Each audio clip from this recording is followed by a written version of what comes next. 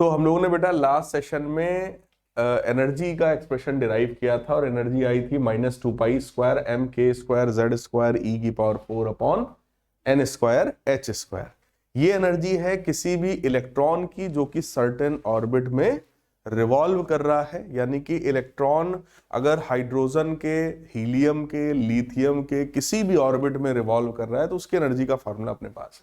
ठीक, और इसमें शायद मैंने आपको उस दिन भी बताया होगा कि अगर यहां पर आप ध्यान से देख रहे हो तो इसको हम लोग कुछ ऐसा लिख सकते हैं -E0 टाइम्स z²/n²।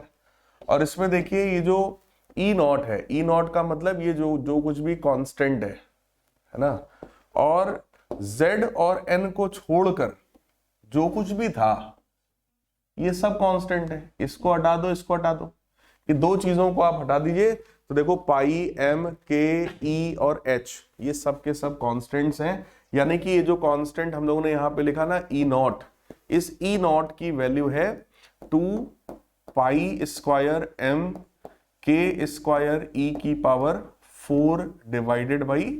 h²। हर एक की वैल्यू बोलो, आपको पता है। Mass of electron 9.1 × 10⁻31 kg, k की वैल्यू 9 × 10⁹, इसका स्क्वायर करेंगे। e⁴ का मतलब हो गया 1.6 × 10⁻19, इसकी पावर में 4 जाएगा, डिवाइडेड बाई h², यानी कि 6.6 × 10⁻34, राइट। अब क्योंकि ये वैल्यू जो हम लोग निकाल रहे हैं बेटा, ये वैल्यू एनर्जी की वैल्यू है, तो ऑब्वियस है ये जूल्स में आएगा। ठीक, लेकिन हम लोग को यहाँ पर जो एनर्जी हम लोग निकालते हैं जनरली इलेक्ट्रॉन वोल्ट में निकालते हैं, क्योंकि एनर्जी की वैल्यू बहुत बहुत कम आती है। तो इस जो भी ये वैल्यू आएगी जूल में, इसमें हम लोग 1.6 × 10⁻19 का एक बार डिवाइड और कर देंगे। ठीक है, इससे ये वैल्यू हमारी कन्वर्ट हो जाएगी इलेक्ट्रॉन वोल्ट में। तो अब ये इलेक्ट्रॉन वोल्ट में आएगा और इसको सिंप्लीफाई करके ये वैल्यू आएगी 13.6 इलेक्ट्रॉन वोल्ट। तो आपके पास देखो एनर्जी का एक डायरेक्ट फॉर्मूला आ जाएगा कि इलेक्ट्रॉन किसी भी ऑर्बिट में हो उसके पास एनर्जी होती है -z²/n² times 13.6 electron volt. Clear है? अब इस फॉर्मूले का यूज करके आप मुझे ये बता सकते हैं कि हाइड्रोजन के पहले ऑर्बिट में इलेक्ट्रॉन के पास कितनी एनर्जी होती है? -13.6 इलेक्ट्रॉन वोल्ट। हाइड्रोजन के दूसरे ऑर्बिट में कितनी एनर्जी होती है? /4 हो जाएगा। ठीक, थर्ड ऑर्बिट में आपसे कहे हाइड्रोजन के /9 हो जाएगा। ऐसे ही आपको बोले हीलियम के थर्ड ऑर्बिट में एनर्जी बताओ, तो अब अगर हीलियम का है तो Z की वैल्यू भी 3 हो गई, नहीं 2 हो गई, तो 2 का स्क्वायर 4। थर्ड ऑर्बिट की बात कर रहे हैं तो /9, तो 4/9 ऑफ 13.6 इलेक्ट्रॉन वोल्ट। तो इस तरीके से आप किसी भी ऑर्बिट की एनर्जी बेटा निकाल सकते हो। क्लियर है? अब आइंस्टाइन साहब ने इसको जब इस पिक्चर को जब एक्सप्लेन किया था फोटो इलेक्ट्रिक इफेक्ट में, ठीक है, फोटो इलेक्ट्रिक इफेक्ट में भी आपने कुछ ऐसी बात किया था कि जब हम फोटोन देंगे, जब हम एनर्जी देंगे तो इलेक्ट्रॉन निकलेगा। ठीक, यहां पर भी कुछ उसी तरह की बात बोहर साहब ने किया।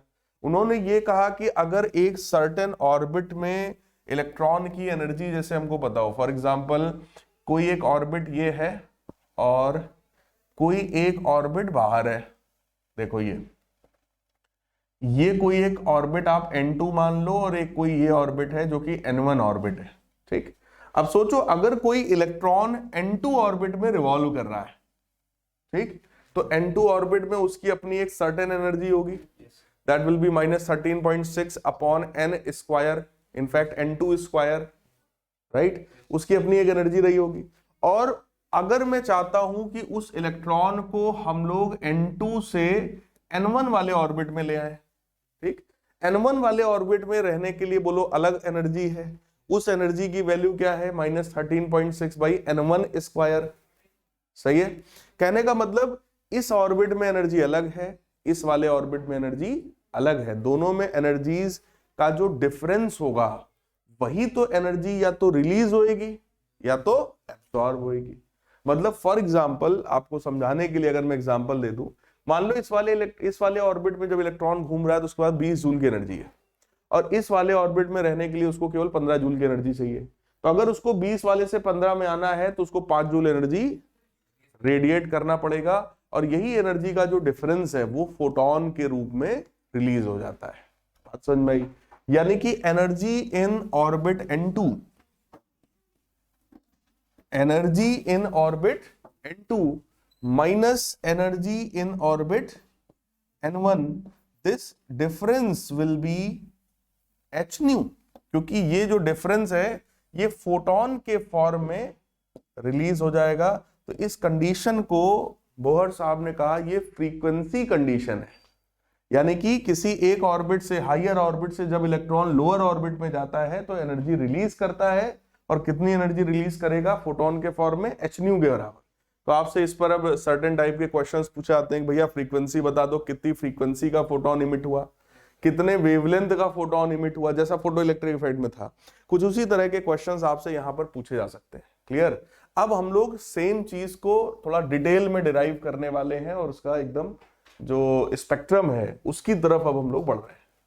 राइट? तो हमको ये पता चल गया कि सर्टेन ऑर्बिट में जब इलेक्ट्रॉन होता है किसी भी एक ऑर्बिट में, तो उसकी अपनी एक एनर्जी उस ऑर्बिट में होती है।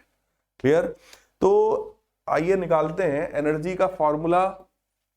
पहले तो सेम फॉर्मूला में ला रहा हूं, that is equal to -2 π² m k² z² e की power 4 divided by n² h²। चेक कर लो, यही फॉर्मूला था।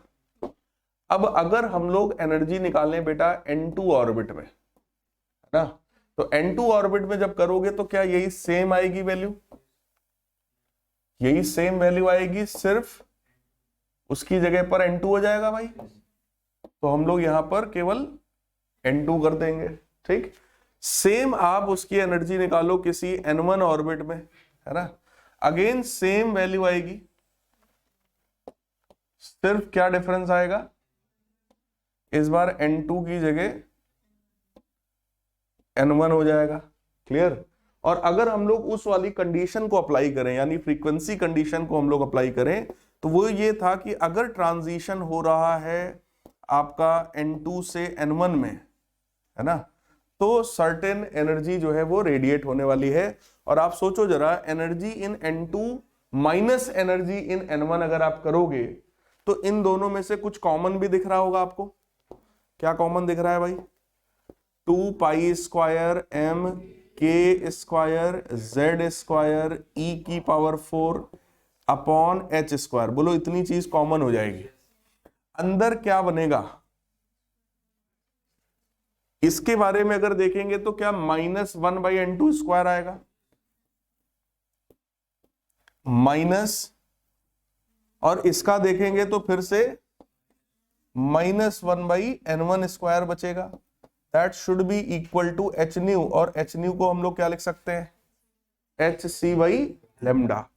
तो यहां से हम लोग एक स्टैंडर्ड फॉर्मूला निकालेंगे वेवलेंथ के लिए कि ये जो 1/λ है, ये जो h और c है, इसको मैं इधर भेज रहा हूं नीचे। ठीक?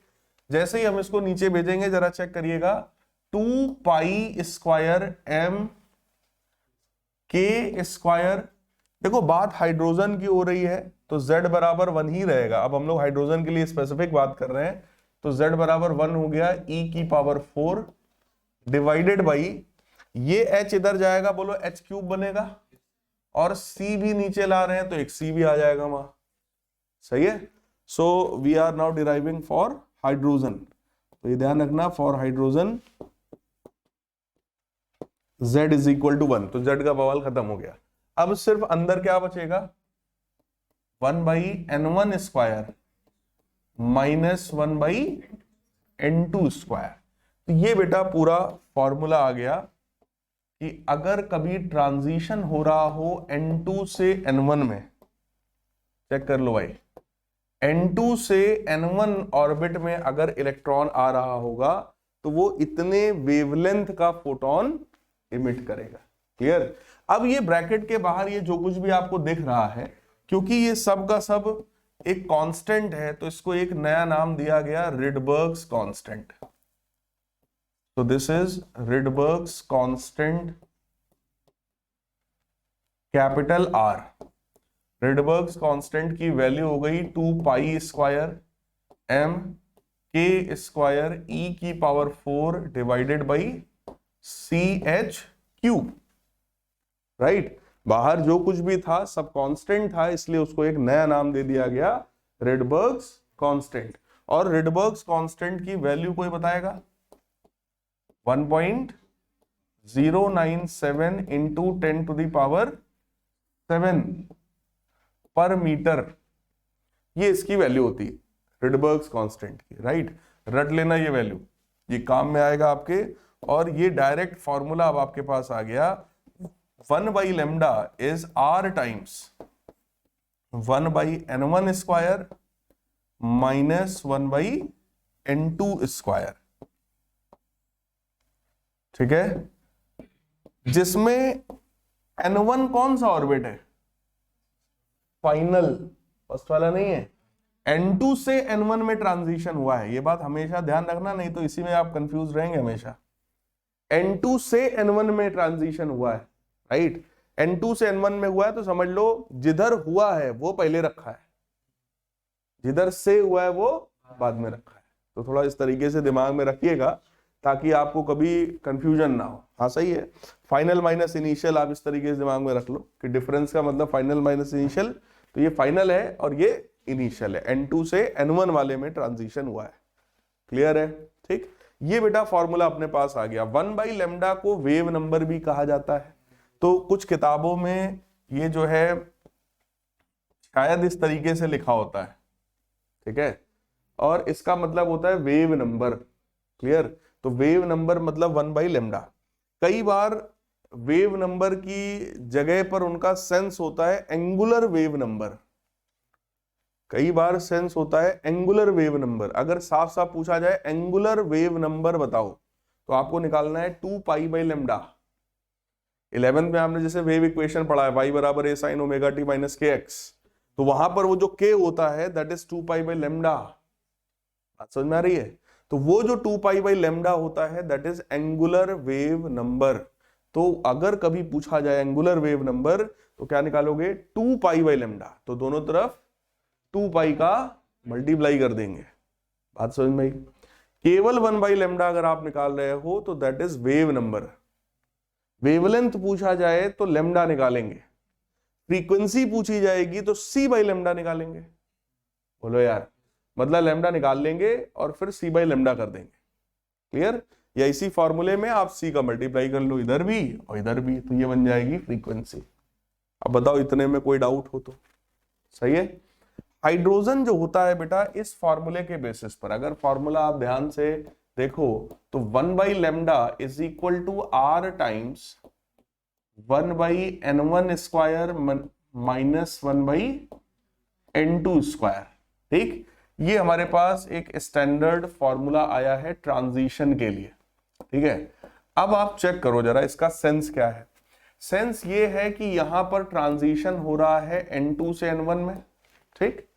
मान लो इलेक्ट्रॉन किसी भी हायर ऑर्बिट से, सेकंड से, थर्ड से, फोर्थ से, फिफ्थ से, सिक्स से, किसी भी हायर ऑर्बिट से अगर जंप करके डायरेक्ट फर्स्ट ऑर्बिट में आया, n बराबर 1 में आया, यानी कि अगर मैं ट्रांजिशन की बात करूं कि भाई n2 की जो वैल्यू है, अगर ये 2, 3, 4, 5, 6 कोई भी ऑर्बिट हो, ठीक, लेकिन n1 की वैल्यू क्या है? फर्स्ट ऑर्बिट, पहला ऑर्बिट। मतलब किसी भी हायर ऑर्बिट से अगर इलेक्ट्रॉन जंप करके कहां आया? फर्स्ट ऑर्बिट में, तो आप जरा सोचो इसके करस्पॉन्डिंग लेमडा की डिफरेंट डिफरेंट वैल्यूज मिलेंगी हमको। अगर मैं सबसे पहली बात करूं आपसे यहां पर, तो आप चेक करो 1 by lambda is equal to R times, देखो आना कहां पर है? तो ये तो 1 बाई 1 स्क्वायर ही हो गया, मतलब 1 ही हो गया, माइनस अब अगर मैं 2 स्क्वायर कर दूंगा, है ना, तो ये सबसे पहला मेंबर है, ठीक। अगर मैं 1 by lambda is equal to R times 1 by 1 square minus 1 by 3 square कर दूं, तो ये इस ग्रुप का दूसरा मेंबर हो गया। नीचे मैं यहाँ पे 1/4 स्क्वायर कर दूं, ये इस ग्रुप का थर्ड मेंबर हो गया, 5 स्क्वायर कर दूं फोर्थ मेंबर हो गया, ऐसे ऐसे, क्योंकि इनफाइनाइट ऑर्बिट्स है तो ऐसे ढेर सारे वेवलेंथ्स मिल गए। अब इन सारे वेवलेंथ्स के कॉम्बिनेशन को हम लोगों ने एक नाम दिया, दिस इज लाइमन सीरीज। क्या नाम दिया? Lyman series. तो शायद केमिस्ट्री में नाम आपने सुना होगा, बाकी अभी हम लोग इसको फुल डेप्थ में, फुल डिटेल में देखने वाले हैं, ठीक है, कि इसका, हाँ, कि इसका मतलब क्या है। ये हम लोग बेसिकली पढ़ने वाले हैं हाइड्रोजन स्पेक्ट्रम को, ठीक, हाइड्रोजन स्पेक्ट्रम बता रहे बेटा। हाँ हाँ, ये हम बता रहे हैं आपको। देखो, फिजिक्स में या साइंस में, केमिस्ट्री में आप जो भी चीजें पढ़ते हो, मैक्सिमम चीजें आप अपनी जिज्ञासाओं की वजह से पढ़ते हैं। मतलब अंदर जो, अगर हमें किसी के बारे में इतना पता चलता है तो हम उस बारे में इतना जानना चाहते हैं। बात समझ में आया? शैलेंद्र सर की शादी हो गई तो लव मैरिज है या अरेंज मैरिज है? मतलब ये पता चल गया कि शादी हो गई है तो हम डेप्थ में जाना चाहते हैं, बोलो यार। और वो पता चल जाए तो मैडम कहाँ से पढ़ के आई थी, मैडम कानपुर की थी कि बनारस की थी, बनारस में थी तो किस कॉलेज की थी। मतलब ये हमारी जिज्ञासा है, और ये एक इंसान का एक बेसिक कैरेक्टर होता है, और होना भी चाहिए, कि हम लोग किसी भी चीज को जानने के लिए इच्छुक होते हैं अगर हमारा कुछ इंटरेस्ट उसमें है। तो जिनका इंटरेस्ट फिजिक्स में है, केमिस्ट्री में है, उनका इस चीज में इंटरेस्ट आया कि यार अगर इलेक्ट्रॉन किसी सर्टेन ऑर्बिट में रहता है, क्लियर, उसके पास एक सर्टेन अमाउंट ऑफ एनर्जी है। फॉर एग्जांपल, मैं एग्जांपल दे रहा हूं, मान लो आप किराए के घर पे रहते हो और उस घर में रहने के लिए आपको मंथली 3,000 रुपए देना पड़ता है, ठीक। अब आपका मन हुआ कि लाओ यार 3,000 की जगह एक थोड़ा बढ़िया ले लेते हैं, 5,000 रुपए महीना दे देंगे, तो वो 2,000 रुपए महीना एक्स्ट्रा अब लाना पड़ेगा कहीं से, तो आपको एनर्जी अब कहीं और से लेनी पड़ेगी 2,000 रुपए महीना एक्स्ट्रा, तभी तो आप 5,000 रुपए देंगे। मतलब हायर ऑर्बिट में अगर आपको रहना है तो आपको एनर्जी एब्जॉर्ब करना पड़ेगा। तो कोई भी इलेक्ट्रॉन अगर हायर ऑर्बिट में जंप करके जाना चाहता है, जैसे केमिस्ट्री में आपने बार बार सुना होगा एक्साइटेड स्टेट, अगर इलेक्ट्रॉन एक्साइटेड स्टेट में जाना चाहता है मतलब हमें उसको एनर्जी देनी पड़ेगी। तो अगर आप इलेक्ट्रॉन को एनर्जी दोगे तो वो एक्साइट होगा, एनर्जाइज होगा, और उस एक्साइटमेंट में, उस एनर्जी से वो हायर ऑर्बिट में जंप करता है, ठीक। अगर आपने सफिशिएंट एनर्जी दी है तब तो जंप करके पहुंच जाएगा। जैसे आप 3,000 वाले घर में रहते हो, आपको 5,000 वाले में जाना है तो मिनिमम एनर्जी हमें 2,000 रुपए की देनी पड़ेगी, तभी आप जंप करके उसमें जाओगे। अगर मैंने 1,500 रुपए दिए तो जंप करने की कोशिश तो करोगे, लेकिन वहां तक पहुंच नहीं पाओगे। बात समझ में आ गई? अब सेम चीज उल्टा समझो, मान लो कोई जो है वो 8,000 रुपए किराए के घर में रहता है, उसका मन आया ला यार पैसा सेव करेंगे, वो बोला 5,000 वाला ले लेते हैं यार, काम तो चली जाएगा, बढ़िया मिल गया, इसमें भी काम चल रहा है, ठीक। तो 3,000 रुपए महीना उसका बच रहा है, और वो जो 3,000 बच रहा है वो कहीं और करेगा खर्चा। बोलो यार, 8,000 में काम चल रहा था, 8,000 में हम रह रहे थे, अब हम 5,000 वाले में आ गए तो वो 3,000 अब हम डोनेट कर देंगे, अब वो कहीं ना कहीं खर्चे में जाएगा ही जाएगा। बात समझ में आई? वही वाला काम यहां पर है कि अगर इलेक्ट्रॉन हायर ऑर्बिट से लोअर ऑर्बिट में आता है, ठीक, तो वो कुछ एनर्जी बेटा रेडिएट करेगा। अब ये हमारी जिज्ञासा है, ये हमारी उत्सुकता है कि अगर एनर्जी डोनेट करेगा तो सर कितनी करेगा। अब एनर्जी hc/λ होता है तो सर वेवलेंथ कितना होगा, एनर्जी hν होता है तो सर फ्रीक्वेंसी कितना होगा। तो ये बेटा, ये अपना, क्योंकि हम जानना चाहते हैं, इंटरेस्ट है, तो इसलिए ये सारे फॉर्मूले, सारी चीजें बनाई गई है ना। तो ये एक कहावत भी है, necessity is the mother of invention, पढ़ा होगा आप लोगों ने। तो हाइड्रोजन में भैया 5 तरह की बेटा सीरीज आपको मिलेगी। सबसे पहली है लाइमन सीरीज। तो Lyman series, Balmer series, Paschen, Brackett, Pfund, इस तरीके की है, ठीक। तो लाइमन, अगला है बामर सीरीज, फिर तीसरा है लाइमन, बामर, पास्चन, फिर bracket,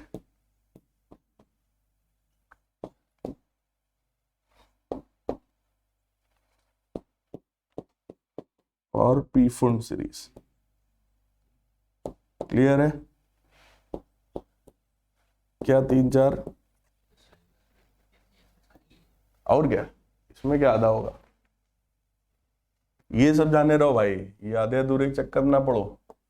1/λ is equal to R times, देखो अगर कभी भी हम लोग इलेक्ट्रॉन को किसी भी हायर ऑर्बिट से बेटा फर्स्ट ऑर्बिट में ला रहे हैं, ठीक, किसी भी हायर ऑर्बिट से, यानी कि N2 की value any higher orbit other than first orbit, मतलब N2 की वैल्यू क्या हो सकती है 2, 3, 4, 5 एंड सो ऑन, यहां से आप लेकर आ रहे हो उसको फर्स्ट ऑर्बिट में, यानी n बराबर 1 में लेकर आ रहे हो, ठीक। किसी भी हायर ऑर्बिट से अगर फर्स्ट ऑर्बिट में इलेक्ट्रॉन आ रहा है तो फॉर्मूला आप जरा सोचो क्या बन जाएगा, 1/λ is equal to R times 1/1 square minus 1/n square, और वो n जो है वो 2, 3, 4, 5, 6 कुछ भी हो सकता है, वो वैल्यूज आप यहां पर रख देंगे।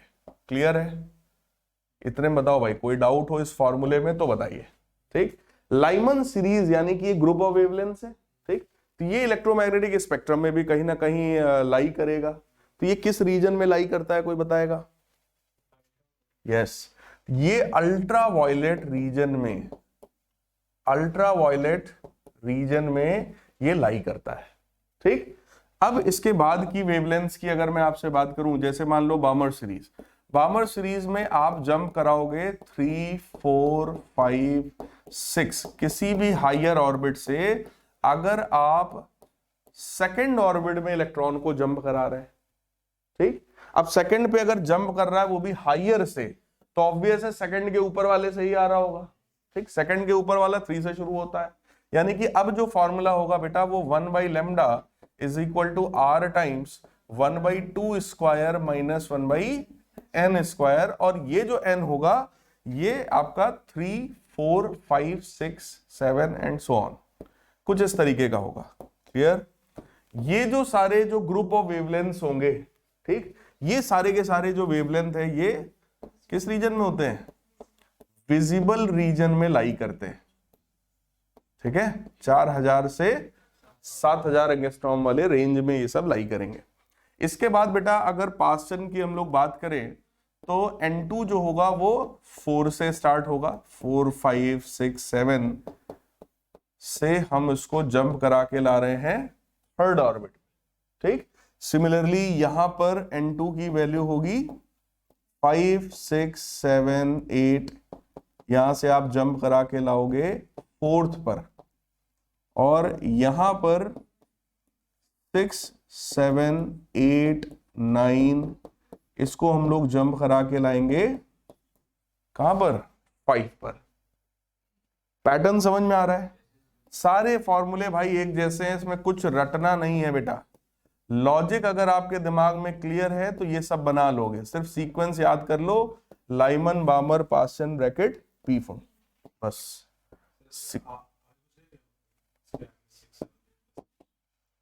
यहां आगे मैंने कुछ किताबों में देखा है और भी 1-2 होते हैं, लेकिन वो आउट ऑफ सिलेबस अपने हैं तो उसकी बात हम लोग फिर करते नहीं है। हायर लेवल पर देखोगे तो एक आध और इसके आगे मिल जाएगा, 1-2, ठीक है। हाँ हाँ, और उतना अपने है ही नहीं सिलेबस में भाई। हम लोग मेनली कहां तक का केमिस्ट्री में पढ़ते हैं, जरा सोचो, कितने एटॉमिक नंबर तक का आप केमिस्ट्री में पढ़ते हो? मैक्सिमम मैक्सिमम है ना, गोल्ड का 79 होता है, 80 तक आप मैक्सिमम पढ़ते हो। अब 80 तक अगर आप ऑर्बिट्स में गिनोगे कि 80 इलेक्ट्रॉन कितने ऑर्बिट में, तो पहले ही आ जाएगा 2, 8, 18, 32 ऐसे होता है, तो पहले ही आ जाएगा। तो उतने ज्यादा हायर लेवल पे कुछ किताबों में देखोगे मिलेगा, ऐसा नहीं है, बीएससी एमएससी की बुक्स में देखोगे मिल जाएगा आगे, लेकिन है नहीं अपने सिलेबस में, और जेईई में तो या बोर्ड्स में तो कोई बात ही नहीं की जाएगी आपसे। तो केवल 5 ही हैं आप मान के चलो जो आपके सिलेबस में है, और ये जो आखिरी के तीनों हैं ये तीनों इंफ्रारेड रीजन में लाई करेंगे, इंफ्रारेड रीजन में, आईआर रीजन में ये तीनों के तीनों लाई करेंगे। क्लियर? तो Lyman, बामर, Paschen, bracket, P full, आपके सामने सारे फॉर्मूले रखे हुए हैं, ठीक। हायर से जंप करके लोअर ऑर्बिट्स में आएगा तब एनर्जी रिलीज होगी। लोअर से हायर में जा रहा है मतलब उसने एनर्जी को एब्जॉर्ब किया है। बात समझ में आ रही है? ठीक, तो लोअर से हायर में जाने वाला काम कुछ जो है वो फोटो इलेक्ट्रिक इफेक्ट जैसे प्रोसेस में देखा जाता है। ठीक है, हायर से लोअर में जब आता है तो वहां पर हाइड्रोजन स्पेक्ट्रम इस तरीके से फॉर्म होता है, रेडिएशंस होती हैं, ultraviolet region, visible region, infrared region, ये ध्यान में रखिएगा। ठीक, अब इसके बाद इसमें आपसे पूछा जाता है, जैसे लाइमन सीरीज में अगर आपसे कहें कि भाई मैक्सिमम वेवलेंथ बता दो, कितनी मैक्सिमम वेवलेंथ इमिट होगी? लाइमन सीरीज में मैक्सिमम वेवलेंथ कितनी इमिट होगी? अगर लेमडा मैक्सिमम है तो क्या ये मिनिमम होगा?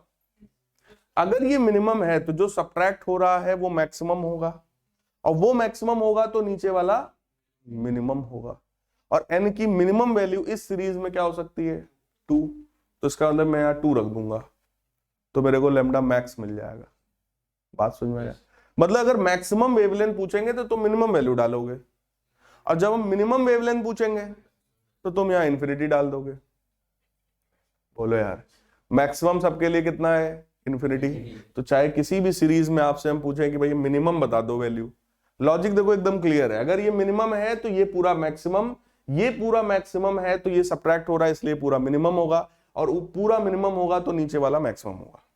सीधी बात। तो इसकी मैक्सिमम वैल्यू कितनी होती है? इनफाइनाइट, तो हम इनफाइनाइट डाल देंगे।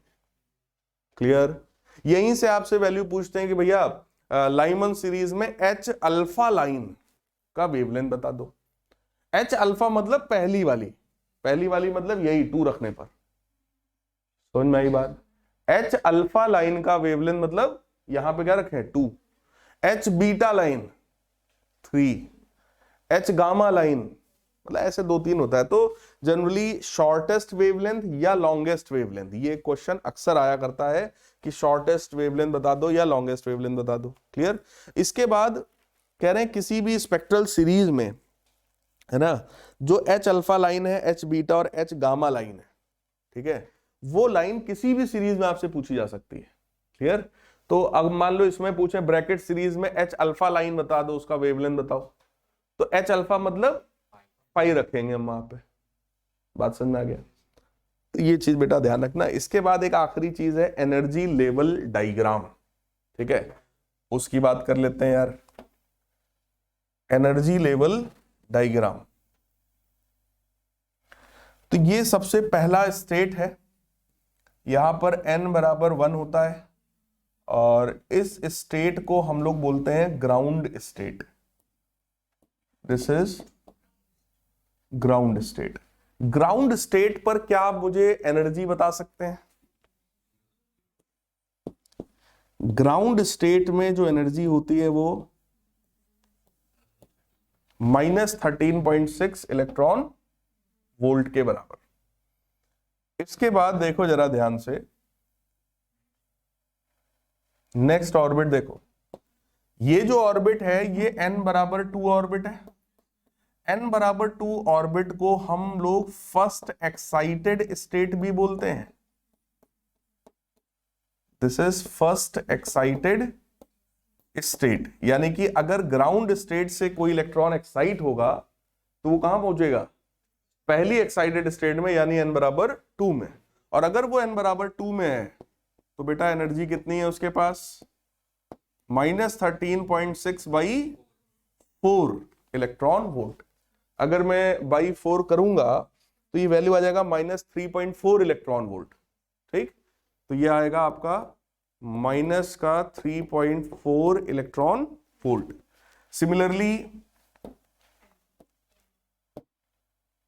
सिमिलरली अगला जो आपको ऑर्बिट मिलेगा वो यहां कहीं पर मान लो n बराबर 3 ऑर्बिट। n बराबर 3 का मतलब हो गया this is second excited state.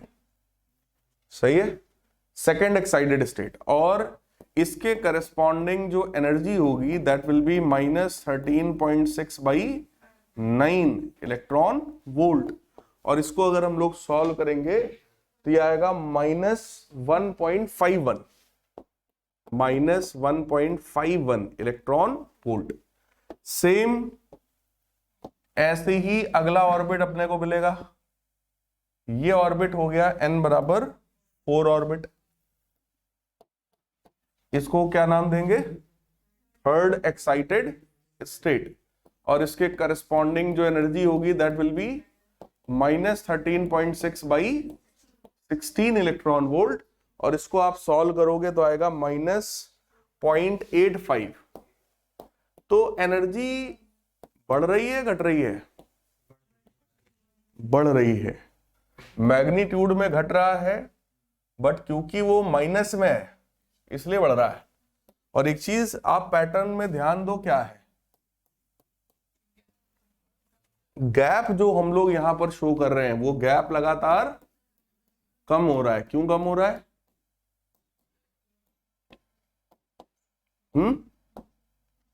25 से अगर आप डिवाइड करोगे तो आएगा -0.54 इलेक्ट्रॉन वोल्ट। गैप कम हो रहा है बेटा, इसीलिए वैल्यूज लिख रहा हूं। अभी यही चीज आपको मैं कैलकुलेट करके दिखाता हूं।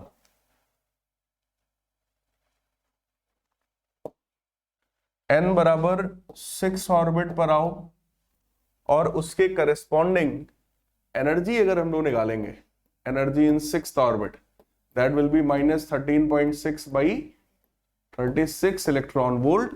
और 36 से जब हम डिवाइड करेंगे तो आएगा -0.38 इलेक्ट्रॉन वोल्ट। क्लियर? अब देखो ये डिफरेंट हम लोगों ने ऑर्बिट्स शो करके रखी हैं, ठीक है। अब एक एक करके हम लोग बात करते हैं इन सारी सीरीज की। ध्यान से देखो, अगर सेकंड ऑर्बिट से कोई इलेक्ट्रॉन हमारा कहां पर आएगा? फर्स्ट में आएगा, या फिर थर्ड से फर्स्ट में आएगा, या फिर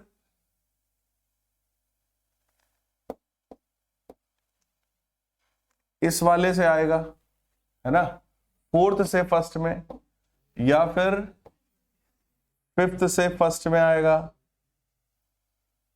या फिर सिक्स से फर्स्ट में आएगा,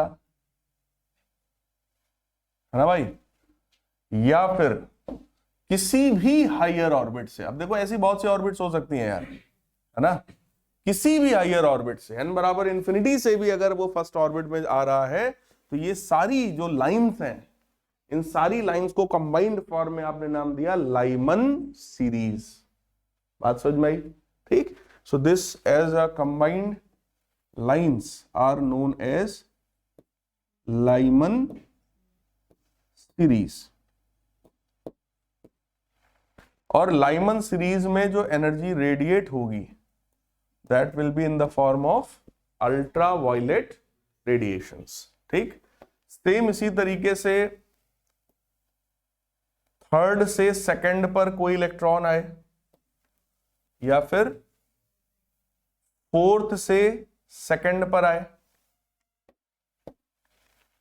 5 से सेकंड पर आए। ये आपको भी ऐसे बनाना होगा भाई, अगर ये पूरा बनाने को आया कभी तो, और ये पूछा जा सकता है।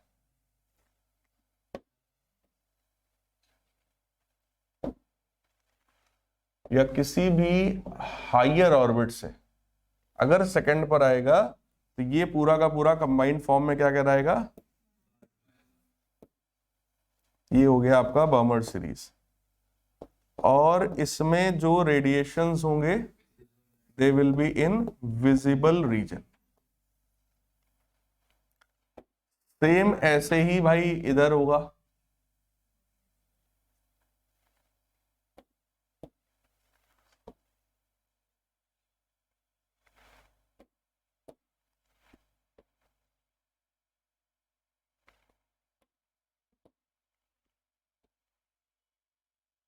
तो ये हो गया तुम्हारा लाइमन बार्मर पास्चन,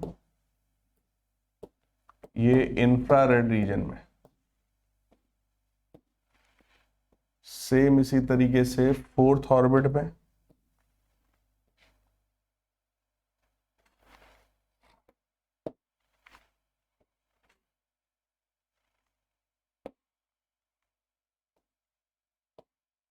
ये हो गया आपका ब्रैकेट सीरीज, ये भी IR रीजन में।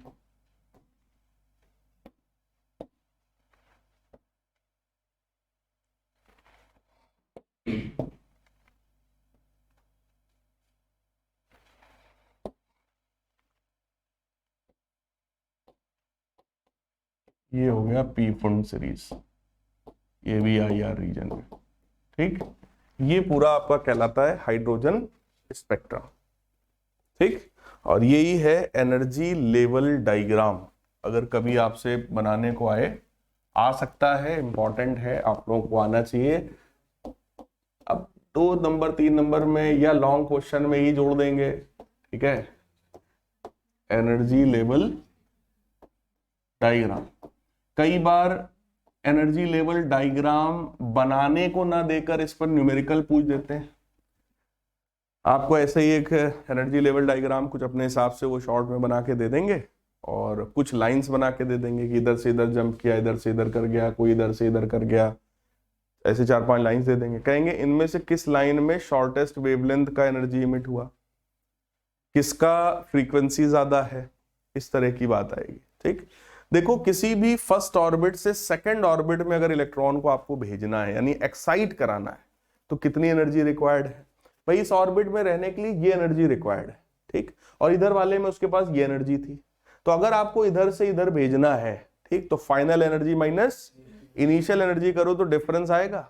वो डिफरेंस लगभग 10.2 इलेक्ट्रॉन वोल्ट का होगा। यानी कि अगर आपको फर्स्ट स्टेट से सेकंड में भेजना है तो 10.2 इलेक्ट्रॉन वोल्ट की एनर्जी देना पड़ेगा। ऐसे ही 2 से अगर 3 में भेजना है तो चेक करो, यहां पर एनर्जी इतना है, यहां पर इतना है, और इन दोनों का जब डिफरेंस निकालोगे तो वो लगभग 1.5 या 1.4 इलेक्ट्रॉन वोल्ट के आसपास आएगा। क्लियर? यानी कि यहां से यहां भेजने के लिए आपको इतनी एनर्जी रिक्वायर्ड है। तो आप सोचो सबसे ज्यादा एनर्जी कब रिक्वायर्ड होती है? फर्स्ट से सेकंड में भेजने पे। यानी कि जब सबसे पहली बार फर्स्ट एक्साइटेड स्टेट में हम भेज रहे थे तब सबसे ज्यादा एनर्जी रिक्वायर्ड थी। ठीक, इधर एनर्जी कम रिक्वायर्ड है, इसमें और कम रिक्वायर्ड, इसमें और कम रिक्वायर्ड, इसमें और कम रिक्वायर्ड, ऐसे ऊपर और कम रिक्वायर्ड। राइट, इसलिए एनर्जी लेवल डायग्राम जब बनाते हैं तो ये जो गैप है वो गैप चेक कर लो, लगातार कम होता चला जा रहा है। क्लियर बेटा? गैप एनर्जी कैलकुलेशन आपके सामने है, क्योंकि वैल्यू एनर्जी की कम होती चली जा रही है ना? क्योंकि जैसे जैसे आप ऊपर ऑर्बिट में जाओगे एनर्जी जो है वो एनर्जी का मैग्नीट्यूड बढ़ रहा है ना? लेकिन वो एनर्जी का मैग्नीट्यूड कैसा है, उसका नेचर कैसा है? पैराबोलिक टाइप का, मतलब -13.6 बाई n स्क्वायर। अब पहले में जब था तो केवल इतना ही था, दूसरे में आया बाई 4 हुआ, सीधे 1/4 हो गया, तीसरे में आया 1/9 हो गया, 1/16 हो गया। तो तेजी से घट रहा है, मतलब मैग्नीट्यूड तेजी से घट रहा है। ओवरऑल माइनस लगा इसलिए वो बढ़ रहा है, वो एक अलग बात हो गई, बट वैल्यू जो आप डिवाइड कर रहे हो वो तेजी से घट रही है। समझ में आई बात? इसलिए ये जो गैप है ये गैप लगातार कम होता चला जाता है एनर्जी लेवल डायग्राम में। अभी एनर्जी -13.6 से कम नहीं हो सकती ना, इससे कम नहीं हो सकती। ठीक, और मैक्सिमम एनर्जी इलेक्ट्रॉन की कितनी हो सकती है? 0। कहां पर? इन्फिनिटी पर। n बराबर इनफाइनाइट ऑर्बिट में ही उसके पास सबसे ज्यादा एनर्जी होती है, और वो एनर्जी होती है 0 इलेक्ट्रॉन वोल्ट की। क्लियर है? यहां पर एक दो और छोटी छोटी चीजें हैं, जैसे एक्साइटेशन एनर्जी। एक्साइटेशन एनर्जी का मतलब हो गया कि अगर हम ग्राउंड स्टेट से फर्स्ट एक्साइटेड स्टेट में भेजना चाहते हैं तो certain amount of energy required होगा। कितना एनर्जी रिक्वायर्ड होगा ग्राउंड से यहां भेजने में भाई? 10.2 इलेक्ट्रॉन वोल्ट। तो इसको हम लोग बोलेंगे एक्साइटेशन एनर्जी। और इस एक्साइटेशन एनर्जी के लिए बोलो एक्साइटेशन पोटेंशियल देना पड़ेगा, और वो पोटेंशियल होगा 10.2 वोल्ट का। भाई इलेक्ट्रॉन है, उस इलेक्ट्रॉन को यहां से यहां भेजने के लिए एनर्जी चाहिए 10.2 इलेक्ट्रॉन वोल्ट की। कैसे दोगे? उस इलेक्ट्रॉन को पोटेंशियल डिफरेंस दो। कितने का? 10.2 वोल्ट का। अगर इतना दे दोगे इतने ही इलेक्ट्रॉन वोल्ट की एनर्जी मिल जाएगी। समझ में? तो इलेक्ट्रॉन हटा दो, जो केवल वोल्ट बचेगा वही है पोटेंशियल, एक्साइटेशन पोटेंशियल। तो फर्स्ट एक्साइटेशन पोटेंशियल की वैल्यू हुई 10.2 इलेक्ट्रॉन वोल्ट। अच्छा, second excitation potential. Second excitation का मतलब ग्राउंड से कहां भेजेंगे? सीधे थर्ड में। ग्राउंड से अगर आप थर्ड में भेजोगे तो -13.6 है और ये 1.51 है, इन दोनों का डिफरेंस निकालोगे तो आएगा 12.09 इलेक्ट्रॉन वोल्ट। कहां से आएगा समझ में आ रहा है? फाइनल माइनस इनिशियल, और माइनस माइनस प्लस हो जाएगा, तो ओवरऑल वो 13.6 माइनस 1.51 होगा, तो वैल्यू आ जाएगी 12.09 इलेक्ट्रॉन वोल्ट के बराबर। तो इसी के करस्पॉन्डिंग सेकंड एक्साइटेशन पोटेंशियल कितना होगा? 12.09 वोल्ट के बराबर। बोलो यार, अगर मैं आपसे कहूं इसी में दो टर्म्स और है, आयनाइजेशन एनर्जी। देखो एक चीज होता है एक्साइट करना, एक्साइटेशन एनर्जी, एक्साइटेशन मतलब ग्राउंड स्टेट से किसी भी एक्साइटेड स्टेट में भेजना, ठीक, और एक होता है आयनाइज करना, मतलब ग्राउंड से सीधे n बराबर इंफिनिटी पे भेज दो कि दोबारा वो इलेक्ट्रॉन कभी वापस ना आए, तो वो जो हमारा एटम है वो आयनाइज हो जाएगा।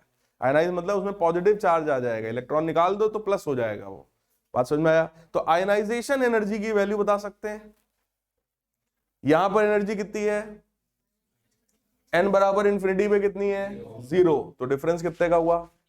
13.6 का। यानी कि अगर कोई ग्राउंड स्टेट में इलेक्ट्रॉन है उसको मैक्सिमम एनर्जी हम कितनी देंगे? 13.6 इलेक्ट्रॉन वोल्ट की, तो नेट एनर्जी हो जाएगी 0। इसका मतलब वो कहां पहुंच जाएगा? n बराबर इनफाइनाइट ऑर्बिट में। इसका मतलब अब वो न्यूक्लियस से इतना दूर हो चुका है कि वो दोबारा कभी इस न्यूक्लियस के पास लौट के नहीं आएगा, वो इस ऑर्बिट में कभी लौट के नहीं आएगा। तो ये हो गया आयनाइजेशन एनर्जी, यानी 13.6 इलेक्ट्रॉन वोल्ट, और आयनाइजेशन पोटेंशियल हो गया 13.6 वोल्ट्स के बराबर। क्या ये बात समझ में आ रही है? इतने में कोई डाउट हो तो बताइए। क्लियर है? बोहर साहब का यही मॉडल है। अब इस मॉडल में लिमिटेशंस, सबसे पहला और प्राइम लिमिटेशन है कि बोहर साहब का ये जो मॉडल है it is valid only and only for hydrogen और हाइड्रोजन लाइक एटम्स, यानी कि ये हाइड्रोजन के लिए वैलिड है, हीलियम के लिए और लिथियम के लिए, और किसी के लिए ये वैलिड नहीं होता है। दूसरा पॉइंट है, in the spectrum of hydrogen certain spectral lines are not single lines but a group of closed lines with slightly different frequencies. Bohr's theory could not explain these fine features of the hydrogen spectrum. कहने का मतलब इन्होंने तो साफ साफ बता दिया कि भैया कोई इलेक्ट्रॉन n बराबर 5 से सीधे n बराबर 1 पे आया, अब लेकिन हो सकता है वो n बराबर 5 से पहले 4 पे आया हो, 4 से 1 पे आया हो, या n बराबर 5 से पहले 3 पे आया हो फिर 1 पे आया हो। बोलो यार, तो इन्होंने ये जो ब्रेक हुआ उसके बारे में इन्होंने कोई बात नहीं किया। यहां पे देख लो जितनी भी सीरीज है सब में आप हाइयर से जंप करा के फर्स्ट पे ला रहे हो, सेकंड पे, थर्ड पे, फोर्थ पे। इन्होंने कहीं भी ब्रेक की बात नहीं किया। हो सकता है वो इलेक्ट्रॉन यहां से पहले यहां आया हो फिर इसमें आया हो, इसके बारे में इन्होंने कोई बात नहीं किया। तो ये इनका एक लिमिटेशन है कि पूरी बात इन्होंने नहीं की। इसके बाद it does not explain why only circular orbits are chosen where we have option of elliptical orbits also. भाई आपने बोहर मॉडल स्टार्ट ही किया था, याद करो कि भाई इलेक्ट्रॉन रिवॉल्व कर रहा है न्यूक्लियस के अबाउट, तो सेंट्रीपिटल फोर्स से मैंने स्टार्ट किया था डेरिवेशन, याद करो। इसका मतलब आप सर्कुलर ऑर्बिट लेके चल रहे हो, इलिप्टिकल भी तो हो सकता है, सर्कुलर ही क्यों तुमने चूज किया? कैसे पता आपको सर्कुलर है? बात समझ में आई? तो ये भी इनका एक लिमिटेशन हो गया। अगला है बेटा, as electron exhibit wave properties also so orbit of the electron can not be exactly defined as in Bohr's theory. भाई आपने तो इलेक्ट्रॉन को एक पार्टिकल मानकर कि इलेक्ट्रॉन सर्टेन ऑर्बिट में रिवॉल्व करेगा, तो आपने इलेक्ट्रॉन को पार्टिकल मानकर उसका एक ऑर्बिट, उसका एक घर तय कर दिया। तो घर तो किसी इंसान का होता है ना, किसी पार्टिकल का होता है। स्टेशनरी ऑर्बिट तो किसी पार्टिकल का होता है, एनर्जी का कौन सा घर है? अगर इलेक्ट्रॉन को मैं वेव फॉर्म में देखूंगा तो एनर्जी का कोई घर नहीं होता, वेव का कोई घर नहीं होता, मतलब वेव का कोई सर्टेन ऑर्बिट नहीं होगा। अगर आप एनर्जी मानोगे तो एनर्जी तो कहीं भी जा सकती है। आई बात समझ में? इसके बाद Bohr's theory does not tell anything about the relative intensities of various spectral lines. यानी कि आप बार बार फ्रीक्वेंसी की बात कर रहे हो, वेवलेंथ की बात कर रहे हो, लेकिन आप इंटेंसिटी की बात बिल्कुल नहीं कर रहे हो, जो कि पुरानी थ्योरी में हम लोग याद करो, वेव थ्योरी में इंटेंसिटी को हम लोगों ने इंपॉर्टेंस दिया था, और उसकी बात यहां बिल्कुल ही गायब है। इंटेंसिटी कोई बात ही नहीं है पूरे चैप्टर में। क्लियर?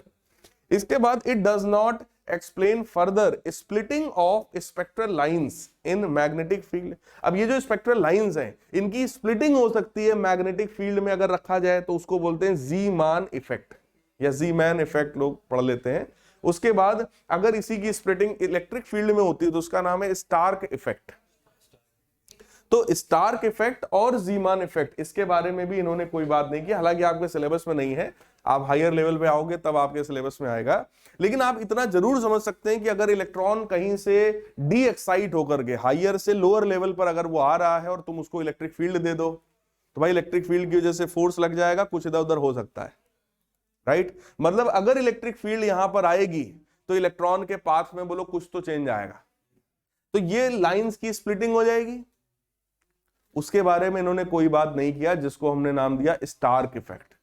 मैग्नेटिक फील्ड में भी यही होगा कि अगर कोई चार्ज मोशन में है, मैग्नेटिक फील्ड होगा तो बोलो फोर्स लगेगा, उसके बारे में भी यहाँ कोई ऐसी बात नहीं। इन्होंने माना सब वैक्यूम है, आराम से धड़ाधड़ वो फ्लो करता चला जाएगा, कोई इलेक्ट्रिक फील्ड नहीं, कोई मैग्नेटिक फील्ड नहीं। आई बात समझ में?